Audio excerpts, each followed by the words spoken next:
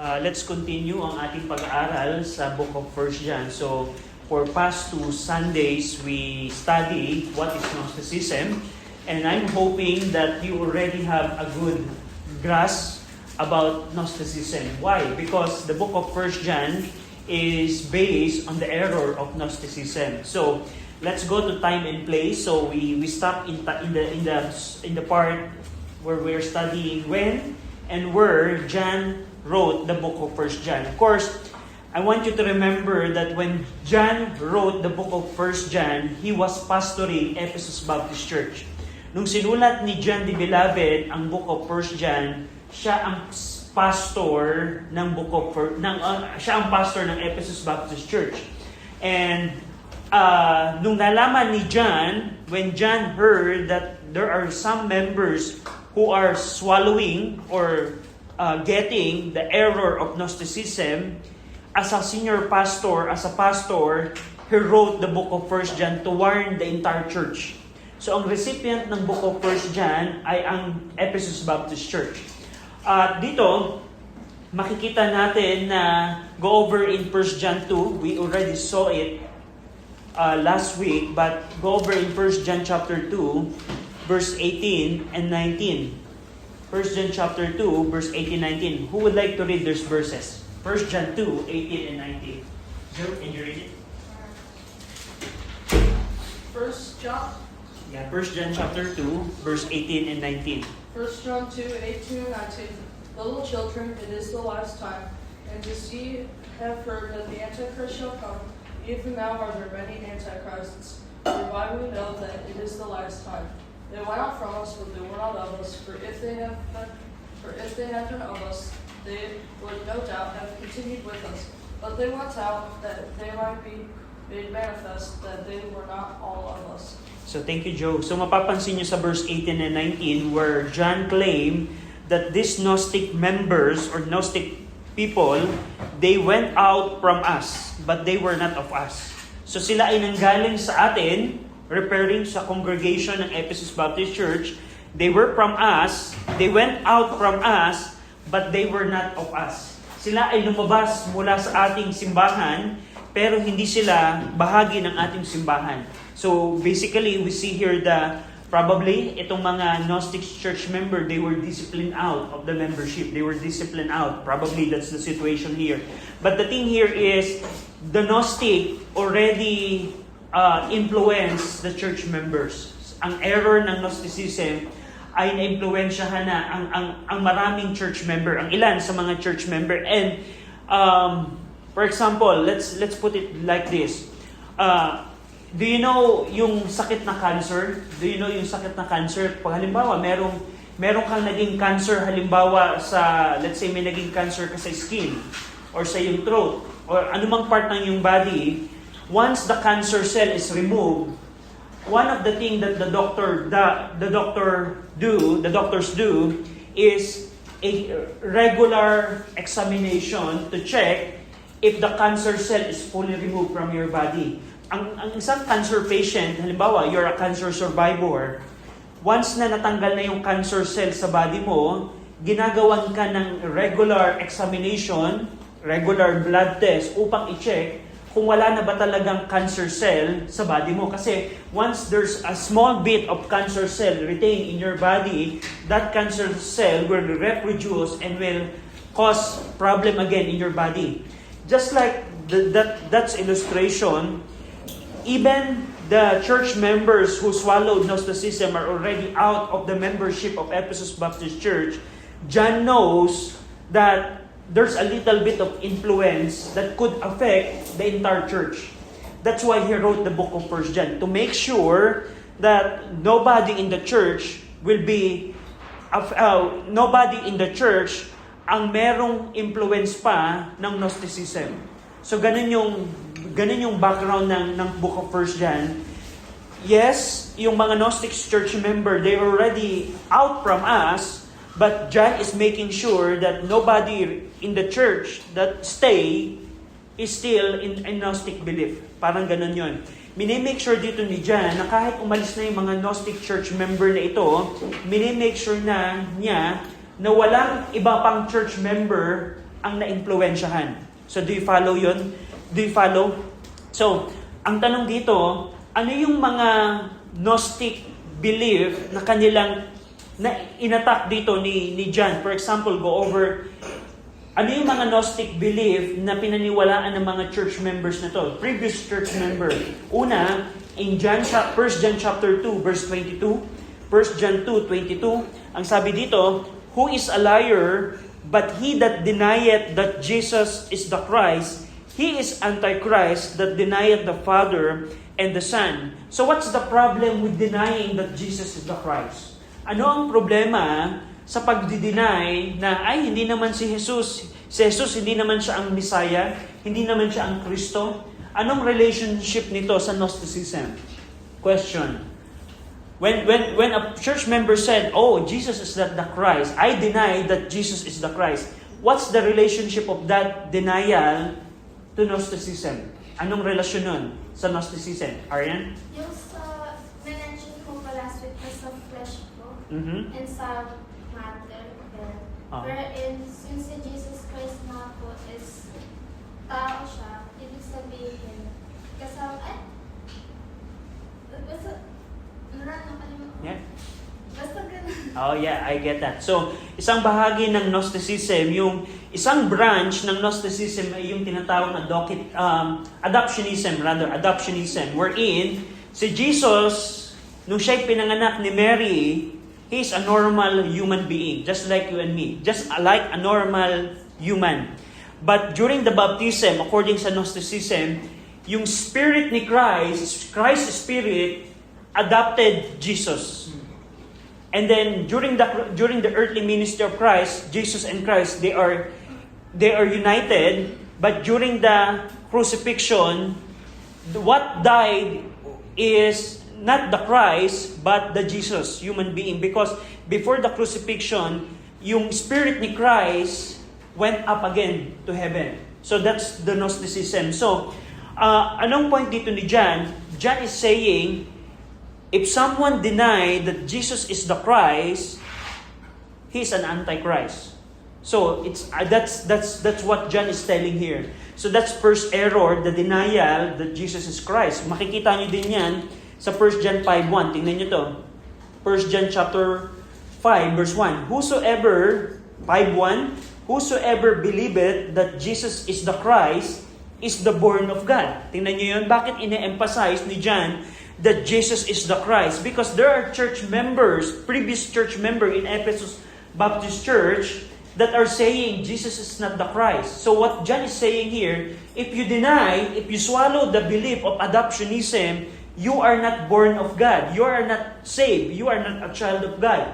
You are unregenerate. And ang sabi niya dito, and everyone that loveth Him, that loveth Him, and also that is begotten of Him. So, counter Gnosticism. So, yun yung unang denial na makikita nyo.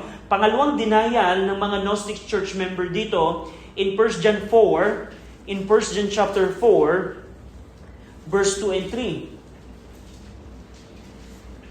1 John chapter 4, verse 2 and 3. Who would like to read this? Brother William, can you read it? 1 John 4, 2 and 3. Hereby know ye the Spirit of God. Every spirit that confesseth that Jesus Christ is come in the flesh is of God. And every spirit that confesseth not that Jesus Christ is come in the flesh is not of God. And this is that spirit of Antichrist, whereof ye have heard that it should come, and even now already is it in the world. So, thank you, Brother William. So, what's the problem with that? What's the problem denying that, oh, Jesus didn't come to the flesh? Because, anong problem nun? Or what's the connection of that, those people who said, Jesus didn't come to the flesh? What's the problem? What's the connection of that to Gnosticism? They both believe that Jesus is not the Christ. Yeah. Their belief is you're basically a Gnostic. Yeah, that's right. What else? Tama yun. Ano pa? Cham. Hanggang po naman ng flesh ko is may ano po ng evil. Yeah. That's why this church member, this Gnostic church member, they don't say that Jesus didn't come to the flesh. Why? What's the problem with the flesh? What's the problem with the matter? The flesh is evil. So they say Jesus, our Christ, didn't come to the flesh. Ang question, is that a reality? So, how they can explain Jesus Christ being crucified? Jesus Christ teaching them in the Sermon of the Mount. How they can explain that? How the Gnostics explain that how these people, they see Jesus Christ. How they can explain that if He didn't come to the flesh? Paano nila pinaliwanag kung sinasabi nila na si Jesus ay hindi nagkatawang tao, hindi siya nagkaroon ng flesh? Ano ang paniniwala ng mga Gnostic patungkol kay Jesus Christ na nakita nila, na ipinako, na nagpagaling, na nakausap? Ano ang paniwala ng mga Gnostic? What's their belief about the encounter with Christ? Yung sinasabi nila na spirit lang po siya. Na spirit lang siya or phantom. Yun yung Docetism. Na yung nakita nila ay hindi to si Kristo, ano lang to, multo lang. Spirito lang yung nakita namin. Go over in 1 John chapter 1, verse 1. Tingnan nyo to. That which was from the beginning, which we have heard. Sabi ni John, napakinggan namin si Jesus Christ. Which we have seen with our eyes. Nakita namin siya. Which we have looked upon, and our hands have handled of the word of life. So, itong verse 1, pinapakita ni John na nahawakan namin siya. Ang tanong, can you touch a ghost? Can you touch a phantom? Can you touch a spirit? So, dun yung mapapansin na there are some church members who said, Jesus didn't come to the flesh, He didn't incarnate to the flesh, but John said, we heard Him, we saw Him, and we touched Him. So, merong counter-Gnosticism dito na ginagawa si John. So, basically, itong Gnostic, yung mga Gnostic na ito, they deny that Jesus Christ had become incarnate. Hindi siya nagkatawang tao. Why? Because according sa Gnosticism, ang flesh ay evil. Pangatlong denial nila, error dito, yung rejection ng union of two natures, yung human and divine in one person. Mapapansin nyo sa book of 1 John, katulad ng binasa natin sa chapter 4, verse 2 and 3, they are denying yung union ng divine spirit or divine being ng Panginoon at yung human being. Hindi pwedeng magsama yung divine and human being in one person. Bakit? Because kapag ka nagsama yung divine sa flesh, magiging sinful yung tao na yun. That's why they deny that Jesus incarnated. So that's the thing. So, nabanggit na natin yung Docetism, yung Adoptionism.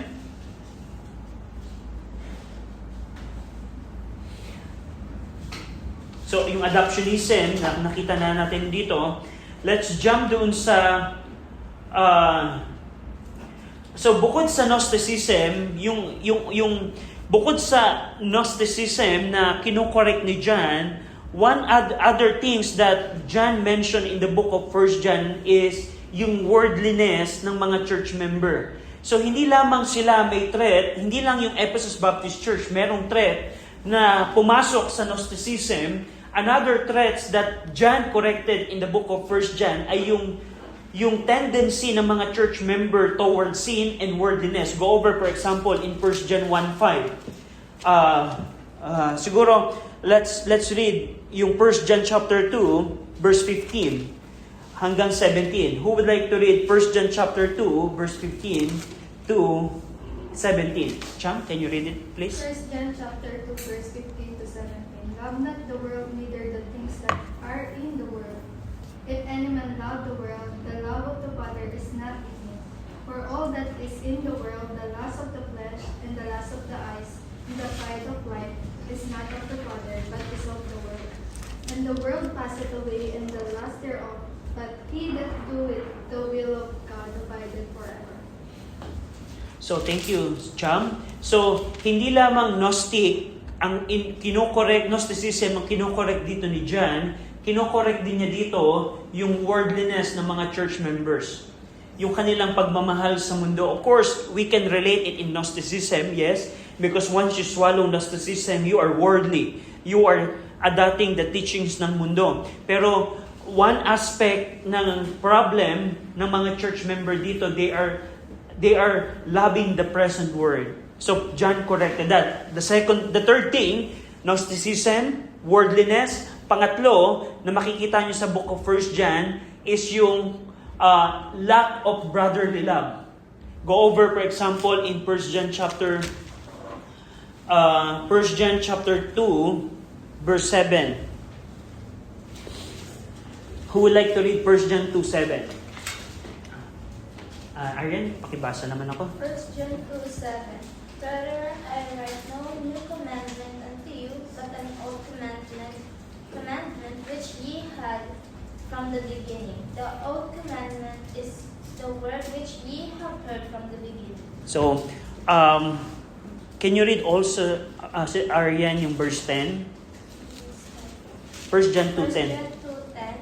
He that loveth his brother abideth in the light, and there is not occasion of stumbling in him. So, thank you, Arian. Another verse is in 1 John chapter 3, verse 13.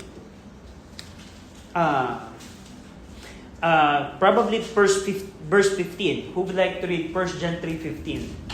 Cham, pakibasa po. 1 John 3:15. Whosoever hateth his brother is a murderer, and ye know that no murderer hath eternal life abiding in him. So thank you, Cham. So throughout the book of 1 John, we just read selected verses, but if you read the book of 1 John, you will see on how John exhorted the church member to love the brothers, the brethren.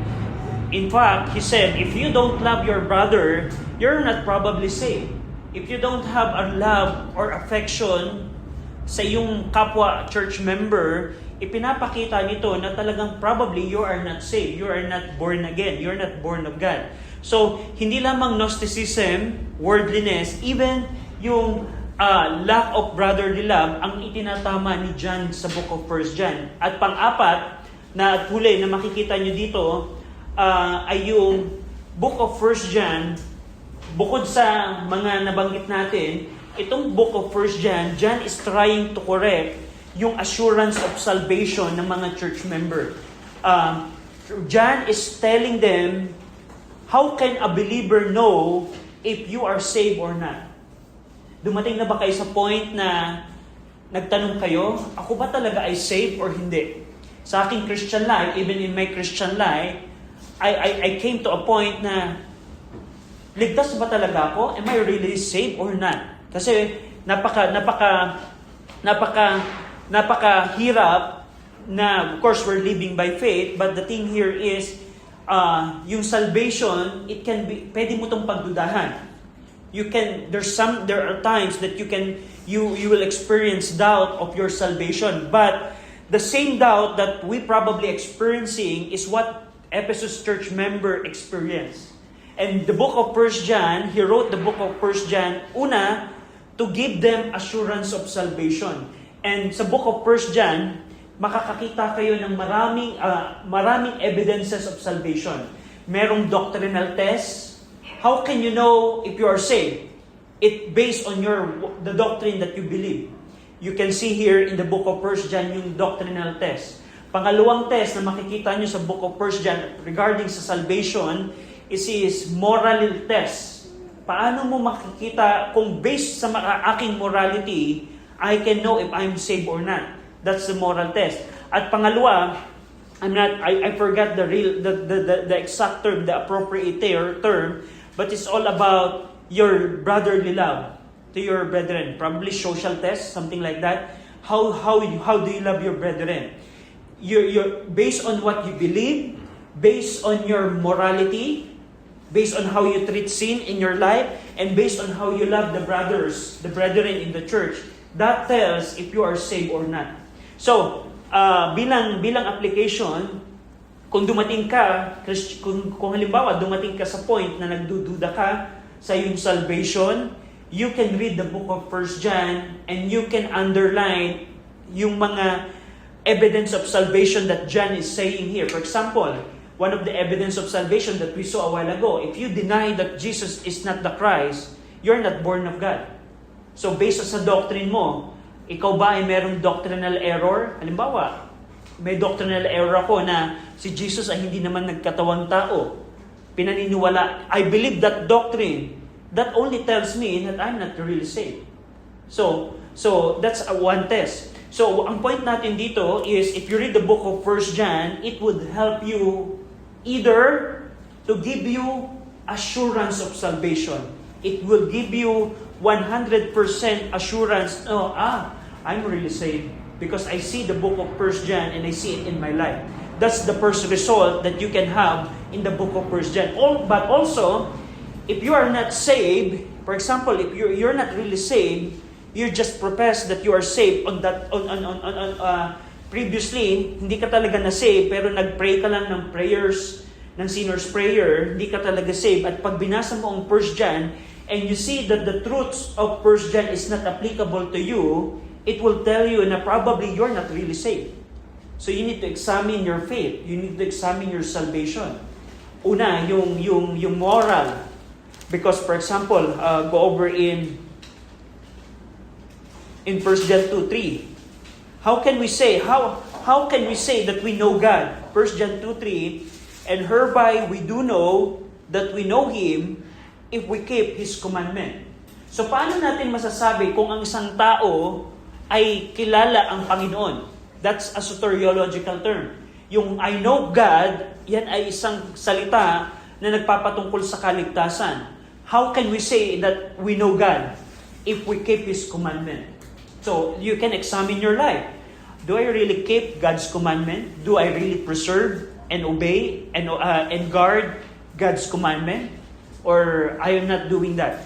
So, for example, this verse, it would tell me, yes, I'm sinning sometimes, but I know that I have the attitude to keep God's commandment. So that verse would tell you, I'm really saved. Or for example, you're not really saved, and this verse, you read this verse, nabasa mo yung verse na ito ang magpo-point sa'yo na, probably hindi talaga ako saved. So ang point natin dito, the point that I'm making here, you can use the book of 1 John either to tell that you are really saved or to tell that you are not really saved. That's the purpose, one of the purpose of book of 1 John. At napakahalaga na makita natin ito, yung book of 1 John. Itong letter na ito, by the way, any question? Merong tanong as for now? Any question so far? So, if we're going to summarize yung content ng book of 1 John, we can say na John wrote it to attack Gnosticism. That's the primary content ng book of 1 John, to attack Gnosticism. The second one is to attack the worldliness of the church member. You can see that in 1 John chapter 2. He rebuked the worldliness of the church members. Pangatlo, he rebuked the lack of brotherly love. He rebuked the lack of brotherly love. Question: Do you think the Ephesus Baptist Church recovered from the lack of love? Sa tingin ninyo, naka-recover kaya ang Ephesus Baptist Church sa kakulangan ng pagmamahal? Do you remember Revelations 2? On how Christ rebuked the pastor of Ephesus Baptist Church? You forsake or you left your first love. That's right. The pastor ng Ephesus Baptist Church, Jesus Christ rebuked the pastor directly. You left your first love. So, based on the timeline, we can say na probably itong Ephesus Baptist Church didn't take heed sa 1 John. Nabasa nila yung 1 John na kailangan naming mahalin ang kapwa mananampalataya, kailangan naming mahalin ang Diyos, pero they didn't obey ang exhortation ni John. So, Gnosticism, worldliness, lack of love, and lastly, yung assurance of salvation. The book of 1 John, if you read the book of 1 John, you study the book of 1 John, it will tell you that you are really in Christ. So, for example, as a testimony, when I read the book of 1 John, I see the reality na I know the truths ng 1 John sa aking buhay without hypocrisy, without deception. I know that I am like that. I know myself. Yes, I know that I am sinning. But I have an attitude to always ask God for forgiveness. Iba yung pagkakasala ng isang Kristiyano sa hindi Kristiyano. By the way, ano ang pagkakaiba ng pagkakasala ng isang Kristiyano sa pagkakasala ng hindi Kristiyano? Question, ang kaya bang, kapag ba Kristiyano na, may mga kasalanan kaya siya na nagagawa, na hindi nagagawa, pag ba Kristiyano na ang isang tao, if you're already a Christian, is there a sin that you cannot commit? Meron kayang kasalanan na hindi mo kayang gawin? Diba? Kristiyano na ako, hindi ko ba kayang pumatay? Hindi ko ba kayang magnakaw? Hindi ko ba kayang maging corrupt? Or lahat ng kasalanan na nagagawa ng unbeliever ay kaya pa rin gawin ng believer? Tama yun. You can still commit the same sin. What the unbeliever is doing, it can be committed as well by the believer. So question, what's the difference? What do you think the difference between a sinning Christian or a sinning believer sa a sinning unbeliever? Anong pagkakaiba na nagkakasalang mananampalataya, nagkakasalang na kay Kristo, at nagkakasalang hindi ligtas? What do you think the difference? The book of 1 John is going to tell you. Any idea? Brother William? They repent and ask, the Christians repent and ask for forgiveness. Yeah, that's right. You can read it in the book of 1 John, but ang isang Kristiyano na ligtas, na nagkakasala, bumabagsak siya, nagkakasala siya, pero meron siyang attitude na, Panginoon, sorry, nagawa ko na naman yung mali na yon. Panginoon, sana tulungan mo ko na next time hindi ko na magawa yon. Ganan yung puso ng isang mananampalataya. Pero ang isang unbeliever, even nag-church yan, even profess siya na kunyari saved na siya, iba yung puso ng isang unsaved sa kasalanan. Wala siyang pakundangan na gumawa ng kasalanan. He doesn't care. That person that is unsaved, he doesn't care about sinning God. So, yan ang difference. And the book of 1 John is going to tell us about that. Go over, for example, in 1 John 1:9. If we confess our sin, He is faithful and just to forgive us our sin and to cleanse us from all unrighteousness. If we say that we have not sinned, we make Him a liar and His word is not in us. So, dito makikita ninyo kung paano ine-exhort ni John na kung ikaw ay mananampalataya na at nag-confess ka na yung kasalanan, papatawarin ka at lilinisin ka ng Panginoon. So, what a great book ng book of 1 John. So let me say this, in the topic of assurance of salvation, I can say that the book of 1 John is the best book that we have in the Bible that would tell you if you are really saved or not. The book of 1 John. And kung halimbawa, Kristiyano, halimbawa dumating ka sa point and you can come a point to doubt your salvation. I dumating ako sa punto na nagduda din ako ng aking kaligtasan years ago. And when I read the book of 1 John, it gives me assurance of salvation. Of course, it is the Holy Spirit that testify with my spirit that I am the Son of God. The Holy Spirit is using the scripture to testify in my spirit, according sa book of Romans, that I am really the Son of God. But the point here is, pag binasa mo ang book of 1 John, it will give you assurance of salvation if you are really saved. If you are really saved. So, that's the book of 1 John. So, any question with regards to this? Any question? So, we see yung time and place. By the way, if we're going to put a date, kung kailan nasulat ang book of 1 John, we can say na ito ay nasulat around 85 to 95 AD. And probably, sinulat ito ni John bilang isang circular epistle from Ephesus. Anong ibig sabihin nun, Brother Archer, na circular epistle? Ibig sabihin, even ito ay sinulat ni John para sa Ephesus Baptist Church, he intended that other churches would have a copy of book of 1 John. So that's the design. We can see that design. Katulad ng book of Revelation. Remember the book of Revelation? The primary recipient ng book of Revelation is Ephesus Baptist Church because John is the pastor of Ephesus Baptist Church. But John or God, Jesus Christ designed it to be received by other 6 churches in Asia. Remember, merong 7 churches na sinulatan si John sa book of Revelation. At yun ay circular letter din John, ang book of Revelation. So, we can say that it's the same with the book of 1 John. So, That's time and place. Any question? Any question?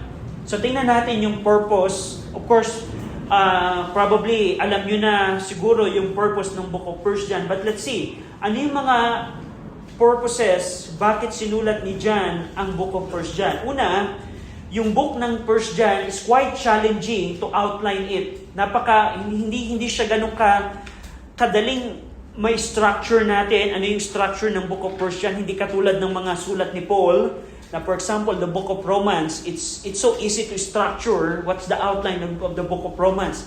For example, the Book of Ephesians, we can say that chapter 1 to 3, doctrina, chapter 4 to 6 is practical. Something like that. Ang Book of 1 John is quite challenging to outline because John does not move sequentially from one subject to another. Hindi siya parang chapter 1, ito yung subject ko, chapter 2, ito yung subject ko, chapter 3, and so on and so forth. Instead, ang ginawa ni John sa kanyang sulat, he interweaves, parang tinahi, several topic or theme throughout the letter, including love, obedience, assurance, and faith. Kaya mapapansin ninyo, sa chapter 2, binanggit yung love for brethren, chapter 3, binanggit uli, chapter 4, binanggit uli, and so on and so forth.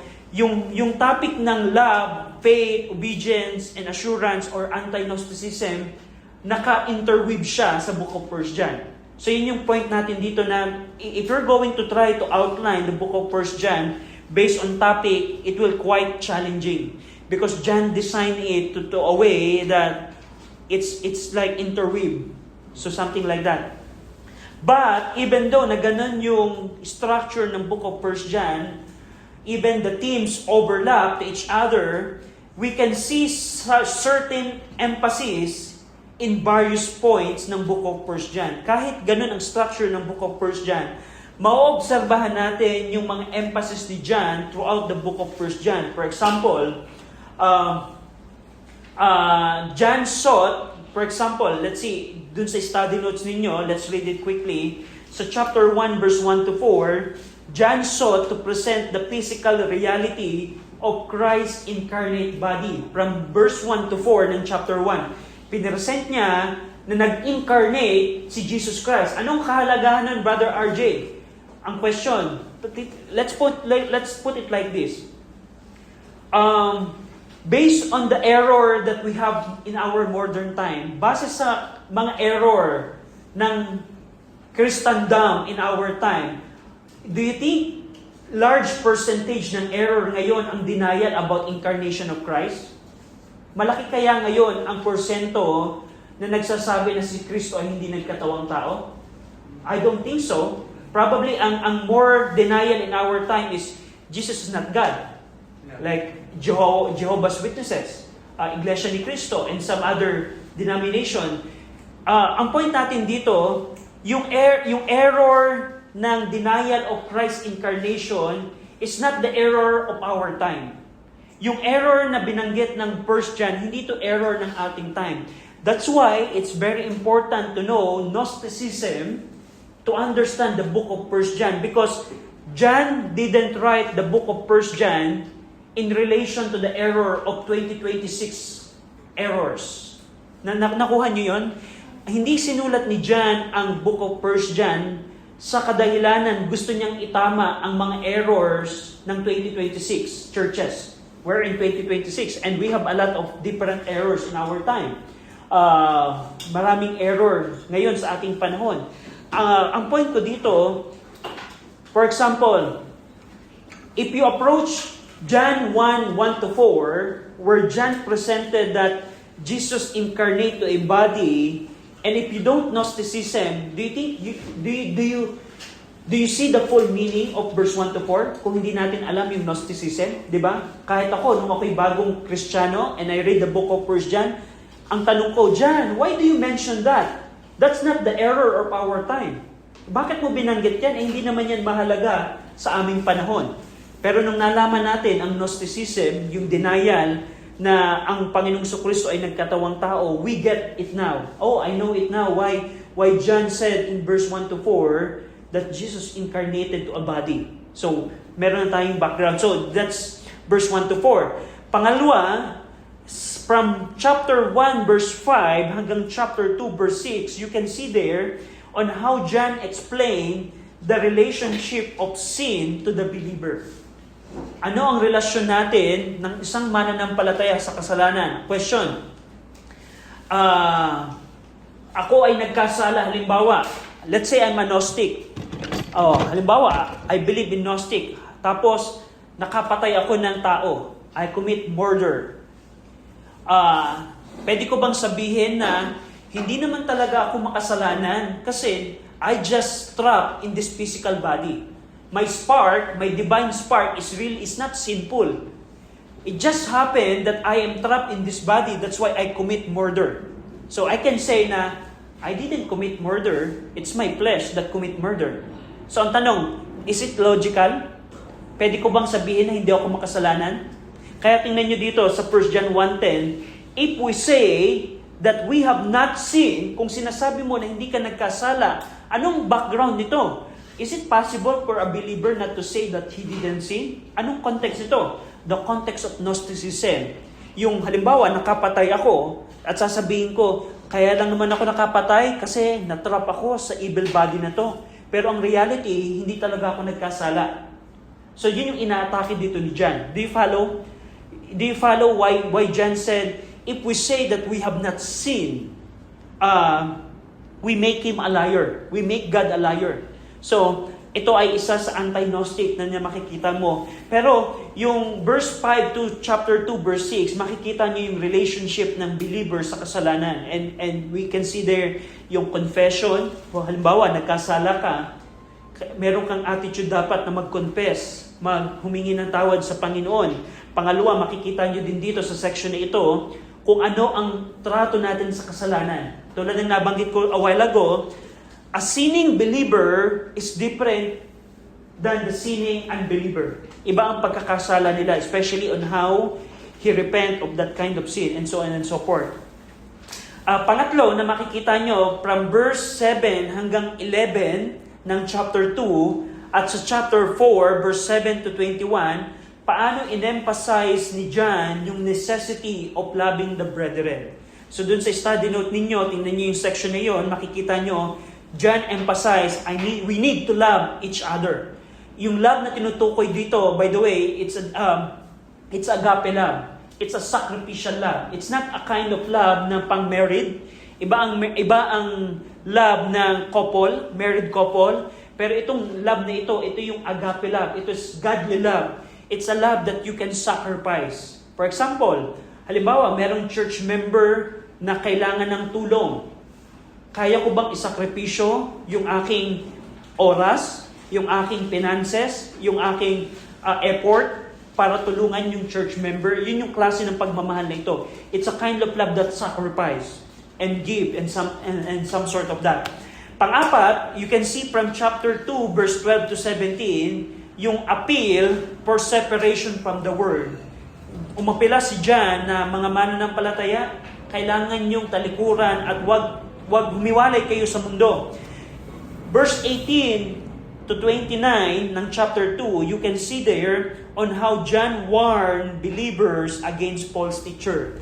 So ano kayang false teacher ang tinutukoy dito ni John?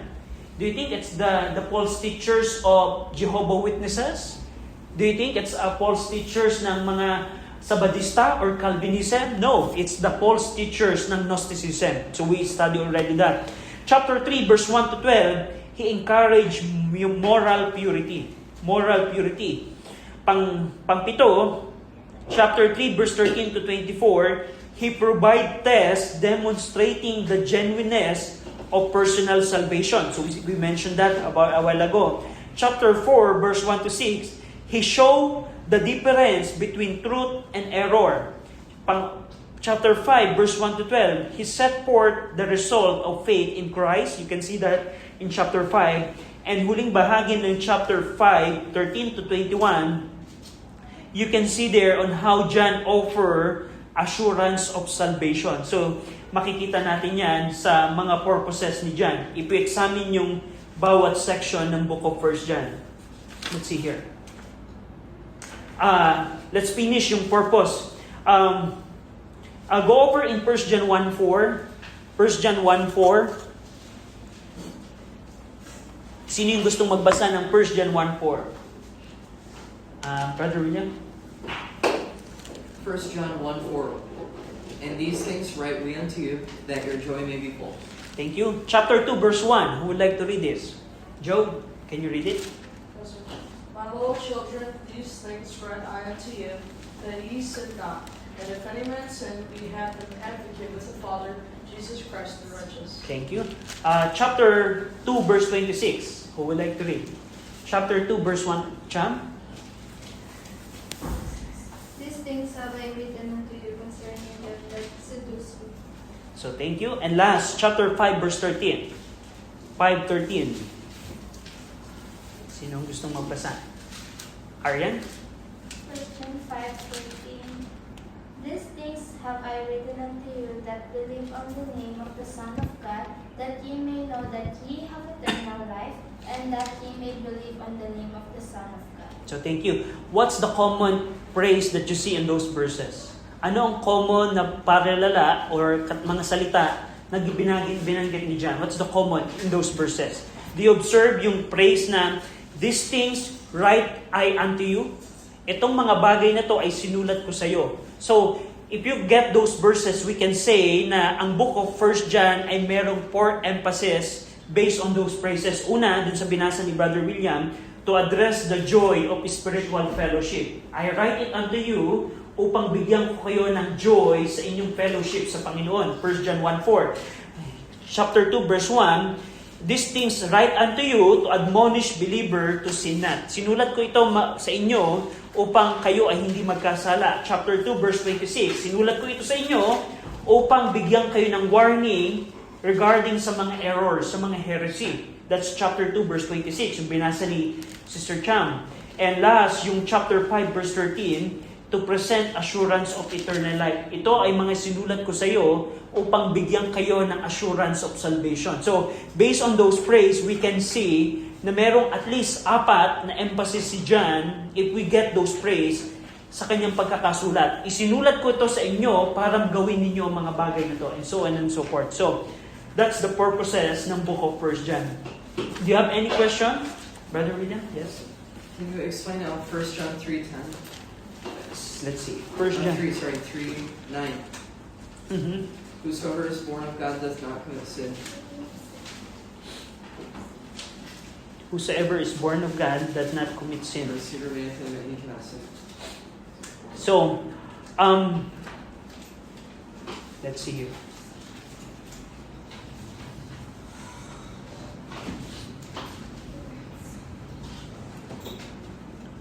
I'll answer that clearly, but if I can remember it correctly, you need to interpret yung verse 9 with verse number 8, because that's a contradictory phrase na he that committed sin is of the devil, and he contradict that phrase with the believer. But I'll explain it further next week. Of course, first answer with this is it a reality that a believer cannot commit sin anymore? So first answer with this, if we interpret it like if you're already believer, it's not possible for you to sin anymore. So that's already wrong. We can know that even Peter, he sinned. Even who else? Paul, Romans chapter 7, he struggled with the flesh, so he still commits sin. So first answer that we can say here, it doesn't mean literally that if you are born of God, if you're already saved, you cannot commit sin. You not commit sin. If we, for example, if we just get verse number 9 and we will not consider yung verse number 8, that's a wrong teaching. Because in reality, even you are already saved, even you are born of God, you still commit sin. So, but I'll explain it next week further. I'll study yung grammar nito. I forget it. But I'll explain it next week. So, yeah, that's my assignment for me. But if I can remember it correctly, it's something to do with verse number 8. it's a contradictory. Verse 8 and 9 is together. Yeah. I'll explain it next week clearly. Any other question? Any other question? So I have one assignment for me, and if not, Brother William, can you pray? Let's pray. Dear Lord, we're thankful for the day that you blessed us with, and we're thankful for the new year. I ask that you would help us to apply what we learned from the book of 1 John, and please help us to worship you in spirit and truth, and help us to do it with a clean heart and ready mind. In Jesus' name. Amen. So thank you. We're dismissed.